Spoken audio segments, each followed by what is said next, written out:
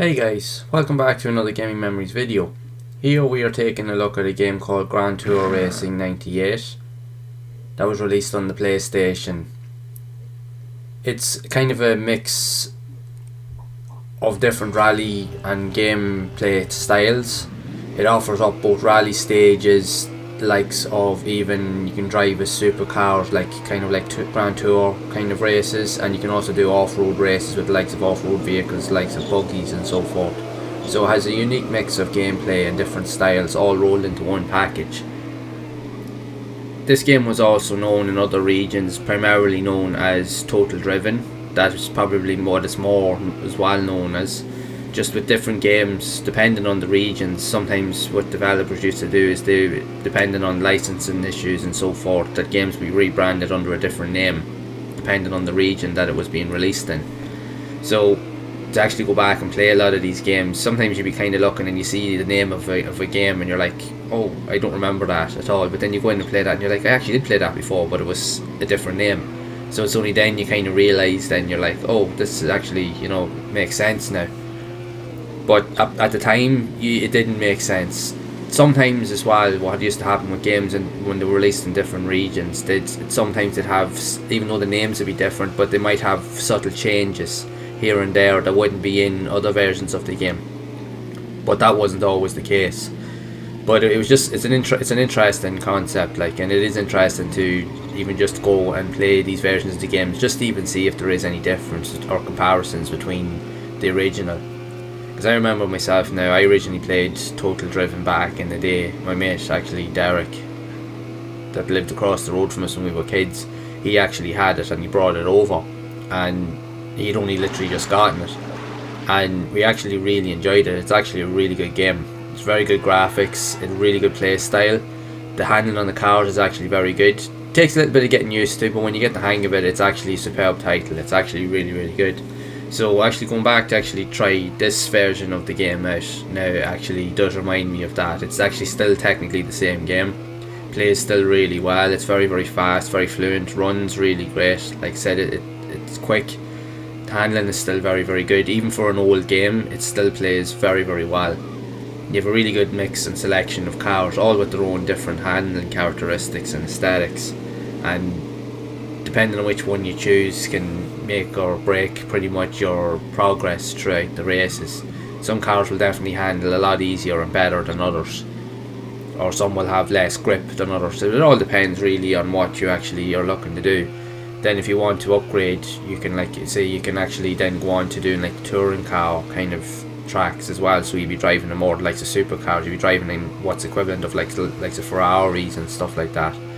And then you can also, if you want to do off-road stuff, you can use like buggies and that as well. So there definitely really was a good mix in terms of what the game in general actually overall offered. And for myself personally, as a massive racing game fan and being a big fan of cars in general, this here definitely was a great title to really get your teeth into, because it had a really good mix of everything. You could kind of somewhat compare it, even though it's not the same game as what you'd see in modern titles like the Dirt series on the PlayStation 4 and 3 and so forth, because they have a mixture of rallycross, off-road and a bit of everything. So you could definitely see with these earlier titles that they did try to use those concepts even back then, even though they may not have been executed as probably as well. But you can clearly see the ideas behind what they were actually doing. But this here actually is a very, very good racing game, and it definitely is one of the better racing games on the PlayStation. Again, because as you can see here, the graphics are actually very, very good. It runs very well, and it just generally is a genuine fun game to actually play. So you have different variations of courses and tracks, and here you're on tarmac, but before you're on a proper or actual rally stage, and then you can go off then on some more off-road kind of more treacherous terrain kind of stages.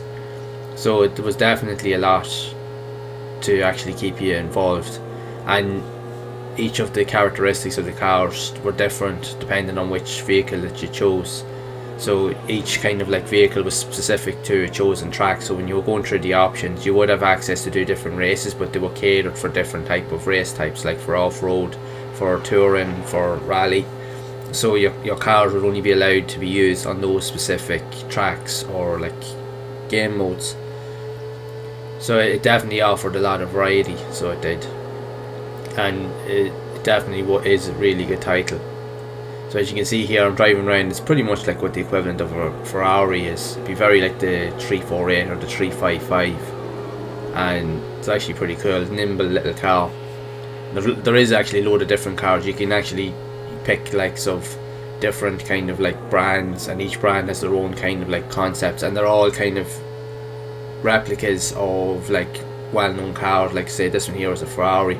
Like the last car was more like a, in the rally section was more like a Lancia Delta Integrale, and then you've also got access to other cars that looks like Subaru Imprezas or Ford Escort Cosworths. They've got the aesthetic and the visual style of it, even though they don't have the full like licensed names, but they use the kind of the shapes and the style of the cars, which is pretty cool. So it does keep that authentic look, and it definitely is very appealing, especially if you're into your cars and so forth, because you look at it and you'd be kind of thinking yourself, actually, you know what, I do remember this. This actually looks pretty cool. So if you're a fan of those brands and those cars, which I know I am, it definitely is very appealing. It kind of draws you in straight away, because you'd be more interested in actually having a go and see what you think for yourself. So as you can see here now, I'm just actually on like a off-road stage, so more like in kind of like a, what's more like a dune buggy kind of vehicle, and the handling now is definitely a lot different in compared to the likes of the other cars and that and stuff that you're actually driving in the game, because it handles very differently from the likes of the touring cars and even the rally cars. You'll definitely be able to drift and lose control of the likes of this buggy a lot more. It is harder to turn corners as well, but you'll be able to drift around the place a lot more because you don't have as much traction or as much grip on the stages. But again, each of the stages now, they're all actually long. They're actually, the roads are very wide. They're not like narrow, so it definitely does. It has kind of like a bit of a simulation feel, but it's also got more of an arcade feel as well. So it definitely caters for different audiences. So it's actually a really, really good game. And I have to say now, actually, when recording this video, because I hadn't played it in quite a while, so getting back into actually playing this type of game again was actually really, really good. I know the name is different, like with being called Grand Tour Racing, but essentially it's just Total Driven. It's just the same game. So, but it's still equally as good, and it's as good as I remember it. And it's definitely one of the better racing titles on the PlayStation. Very enjoyable experience, and it's definitely an all-in-one package. Like if you're looking for something like that has a mixture of everything, especially if you want to try your hands at doing rally or whatever it is that's there is definitely more than enough here for you to really kind of sink your teeth into and just enjoy, because it is actually a fun title. It pretty much caters to everything. It has great graphics, plays and handles really well, and has really cool tracks, and definitely does. Now the only thing is, like say, it doesn't have like licensed type cars, but it doesn't matter because the aesthetics visually, they're there. They look like the official concept, so it is really good. No, but I do remember actually playing this back in the day when my mate Derek actually had it, when he had the version of Total Driven, and it was actually a fantastic title. We used to actually played it for quite a while, and this was actually came out like the likes before likes of Gran Turismo and even Colin McRae, so you could see how good games were on the PlayStation even back then. You could see the ideas behind them and the concepts, and they were really good. Even like games like this here were still really good, even before likes of all those mainstream really popular titles came out.